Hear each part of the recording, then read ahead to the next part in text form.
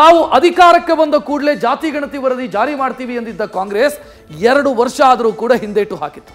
ಆದರೆ ಈಗ ಗುಜರಾತ್ನ ಕಾಂಗ್ರೆಸ್ ಸಮಾವೇಶದ ಬಳಿಕ ಜಾತಿ ಗಣತಿ ಮಂಡನೆಗೆ ಸಿಎಂ ಸಿದ್ದರಾಮಯ್ಯ ಕೈ ಹಾಕಿದ್ದಾರೆ. ತೀವ್ರ ವಿರೋಧದ ಮಧ್ಯೆ ನಾಳೆ ನಡೆಯಲಿರುವಂಥ ಕ್ಯಾಬಿನೆಟ್ನಲ್ಲಿ ಮುಚ್ಚಿದ ಲಕೋಟಿಯಲ್ಲಿರುವಂಥ ಜಾತಿ ಗಣತಿಯ ಸತ್ಯವನ್ನ ಹೊರಹಾಕೋದಕ್ಕೆ ತಯಾರಿ ಮಾಡ್ತಾ ಇದ್ದಾರೆ.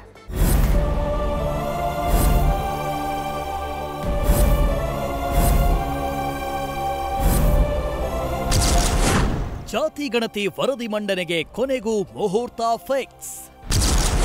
ನಾಳೆ ಸಚಿವ ಸಂಪುಟ ಸಭೆಯಲ್ಲಿ ಐತಿಹಾಸಿಕ ನಿರ್ಧಾರ ಪಕ್ಕಾ.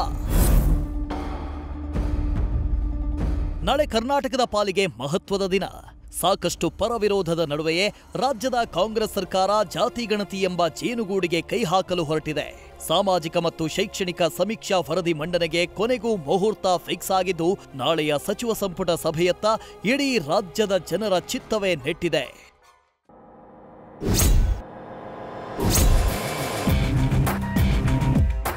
ಕಾಂಗ್ರೆಸ್ ಅಧಿಕಾರಕ್ಕೆ ಬಂದ್ರೆ ಜಾತಿ ಗಣತಿ ವರದಿ ಜಾರಿ ಮಾಡುತ್ತೆ ಎಂಬ ಮತದಾರರಿಗೆ ಭರವಸೆ ನೀಡಿತ್ತು.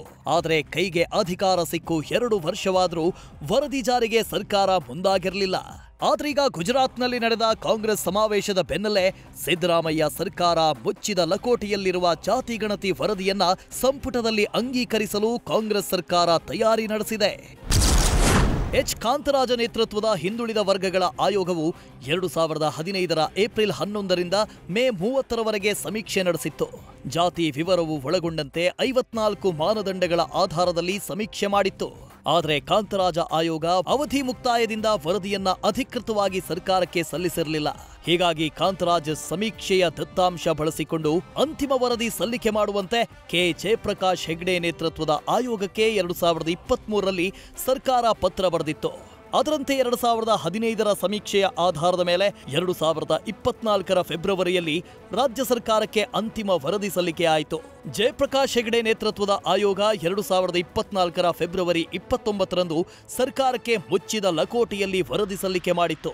ನಾಳೆ ನಡೆಯಲಿರುವ ಸಂಪುಟ ಸಭೆಯಲ್ಲಿ ವರದಿಯ ಲಕೋಟೆಯನ್ನ ತೆರೆದು ಪರಿಶೀಲಿಸುವುದಕ್ಕೆ ಅನುಮೋದನೆ ಕೋರಿ ಮಂಡನೆಗೆ ಪ್ರಸ್ತಾಪಿಸಲಾಗಿದೆ.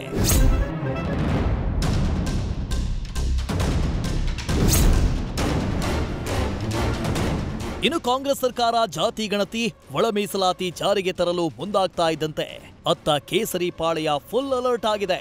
ರಾಜ್ಯ ಸರ್ಕಾರದ ನಡೆ ನೋಡಿಕೊಂಡು ಎಚ್ಚರಿಕೆ ಹೆಜ್ಜೆ ಇಡಲು ಪ್ಲಾನ್ ಮಾಡಿದೆ.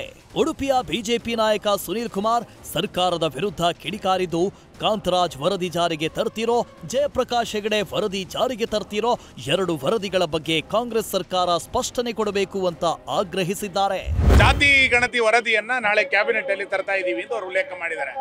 ನಾನು ಸರ್ಕಾರಕ್ಕೆ ಕೇಳುವಂತದ್ದು, ಈ ಜಾತಿ ಗಣತಿ ವರದಿ ಕಾಂತರಾಜು ವರದಿಯನ್ನು ಅವರು ಜಾರಿಗೆ ತರ್ತಾ ಇದ್ದಾರಾ, ಅದು ಜಯಪ್ರಕಾಶ್ ಹೆಗಡೆ ವರದಿಯನ್ನು ತರ್ತಾ ಇದ್ದಾರಾ? ನೀವು ಕಾಂತರಾಜು ವರದಿಯನ್ನು ಜಾರಿಗೆ ತರ್ತಾ ಇದ್ರೆ ಜಯಪ್ರಕಾಶ್ ಹೆಗಡೆ ವರದಿ ಏನಾಯ್ತು? ಅಥವಾ ಜಯಪ್ರಕಾಶ್ ಹೆಗಡೆ ವರದಿಯನ್ನು ತರ್ತಾ ಇದ್ರೆ ಕಾಂತರಾಜು ವರದಿ ಏನಾಯ್ತು? ಇದರ 2ರ ಸ್ಪಷ್ಟತೆಯನ್ನು ಸರ್ಕಾರ ಮಾಡಲೇಬೇಕು.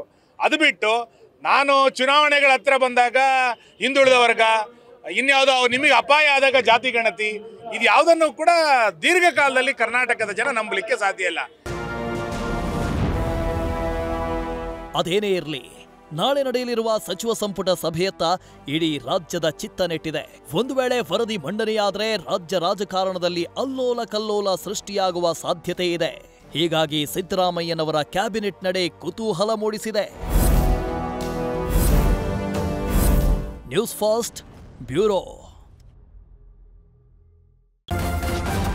ನ್ಯೂಸ್ ಫಸ್ಟ್ ನಿರ್ಭೀತಿಯಿಂದ ನಿಮ್ಮ ಪರವಾಗಿ.